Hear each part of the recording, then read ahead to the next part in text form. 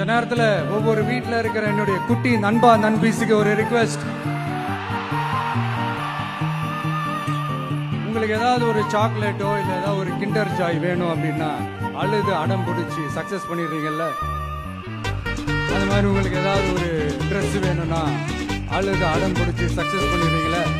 அந்த மாதிரி உங்களுக்கு பிடிச்ச இந்த விஜய் மாமாவுக்காக, இந்த விஜய் மாமா ஜெயிக்கணும்ன்றதுக்காக, நம்ம தமிழ்நாடு ஜெயிக்கணும்ன்றதுக்காக உங்க வீட்டில் இருக்கிற உங்களுடைய அம்மா அப்பா சித்தி சித்தப்பா பெரியப்பா பெரியம்மா ஒவ்வொரு வீட்டில் இருக்கிற ஓட்டு போடுற வயசுல இருக்கிற